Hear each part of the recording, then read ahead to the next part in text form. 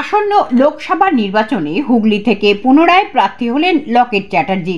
তিনি আশাবাদী গতবার তৃণমূলের ডক্টর রত্না দে নাগকে ৮০,০০০ ভোটে হারিয়েছিলেন।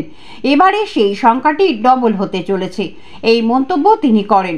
মাননীয়া লকেট চ্যাটার্জি মহাশয়া জানান, তৃণমূলের গোষ্ঠীদ্বন্দ্ব আগে তারা ঠিক করুক, তারপর প্রার্থীর নাম ঘোষণা হবে।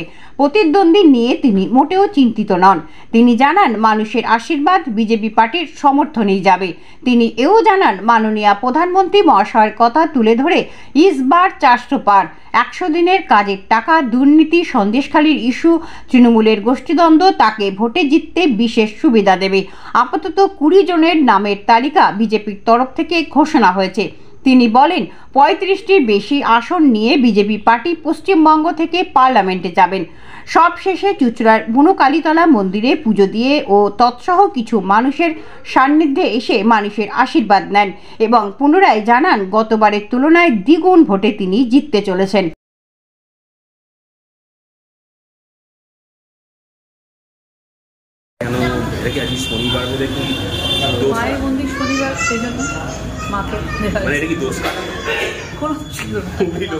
কি চাইলেন, কি মানত করলেন মায়ের কাছে? না, নিশ্চয় সবাই আমরা আবার জিতি, ভারতীয় জনতা পার্টি আবার জিতি এবং মাকে আমরা আমরা নরেন্দ্র মোদীজিকে এই আসনটা দ্বিতীয়বারের জন্য দিতে চাই।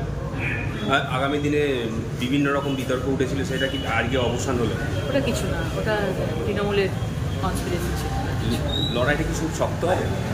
কোনো শক্ত নেই, আমাদের অনেক কার্যকর্তাই গত কয়েক বছরে আমাদের তৈরি হয়েছে। আমাদের 19-এর থেকে আমাদের লড়াই অনেক বেশি আমরা এগিয়েছি। ক্ষোভ অভিমান কাটিয়ে উঠতে পারবেন কর্মীদের? কিছু ক্ষোভ নেই, সবাই মধ্যে সবাই ফোন করছে, সবাই একসাথে আছি, আমরা কোনো ক্ষোভ না। কর্মসূচি কালকে থেকে কি শুরু? হ্যাঁ, কালকে থেকে শুরু হবে। আজকে থেকে তাহলে পুজো দিয়ে শুরু করলেন? হ্যাঁ, পুজো যেখানেই ছিলাম সেখানে সামনে ছিলাম, মা কালীকে পুজো দিলাম।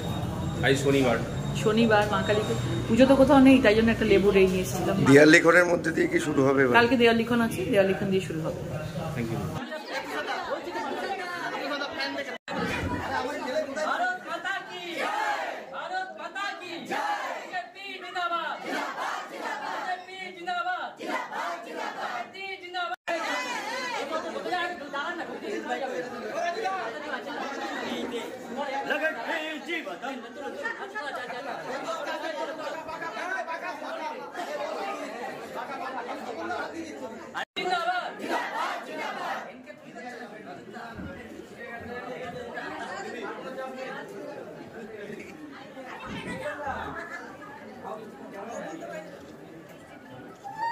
সকাল থেকে ফার্স্ট হচ্ছে একটা দেয়াল লেগে আগে দুটো দেয়াল লেগে হ্যাঁ ও দেয়াল তো 5 মিনিটের লিখে রেখে দেওয়া হবে।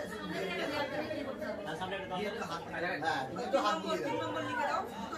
ফার্স্ট হচ্ছে দেয়াল লিখা, তারপর আমাদের